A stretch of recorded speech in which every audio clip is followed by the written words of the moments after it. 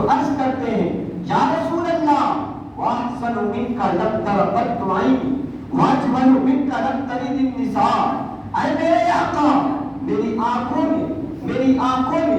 آپ جیسا حسین و جمیل کبھی دیکھا ہی نہیں، بلکہ کسی ماں نے آپ جیسا حسین و جمیل پیدا ہی نہیں کیا۔ یا رسول اللہ خلقت مبررا من کل عیب کأنک قد خلقت کما تشاء، یا رسول اللہ آپ تمام عیوب نقائص سے پاک پیدا فرمائے گئے، گویا کہ آپ نے جیسا چاہا رب نے آپ کو ویسا ہی پیدا فرمایا۔ حضرات ایک صحابی رسول ہیں حضرت مصعب بن عمیر رضی اللہ تعالیٰ عنہ، بہت ہی سونے صحابی ہیں، بہت ہی پیارے صحابی ہیں، صحابہ کی محفل میں بیٹھے ہیں، کسی نے کہا اے مصعب بن عمیر تم نے تو حضور کے جلووں کو دیکھا ہے، تم نے تو حضور کی آنکھوں کو دیکھا ہے، تم نے تو حضور کے لب کو دیکھا ہے، ذرا بتاؤ نا کہ میرے آقا صلی اللہ علیہ وسلم کیسے دکھتے تھے، ان کے لب کیسے تھے، ان کے رخسار کیسے تھے، ان کی زلف کیسے تھے۔ اتنا سننا تھا، حضرت مصعب بن عمیر رضی اللہ تعالیٰ عنہ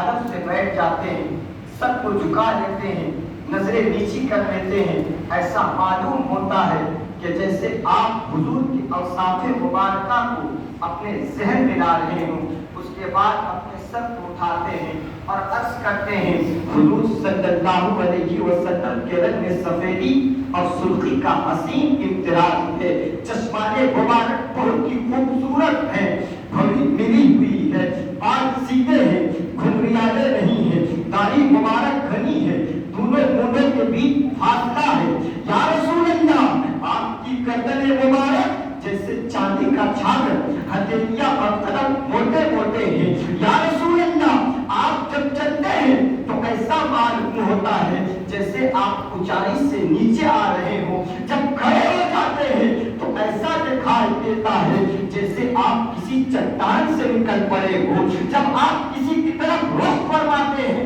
تو مکمل طور پر متوجہ ہوتے ہیں، آپ کے چہرے پاک پر پسینہ موتی کے معنی ہوتا ہے، آپ پستہ پن ہیں نہ دراز قامت۔ یا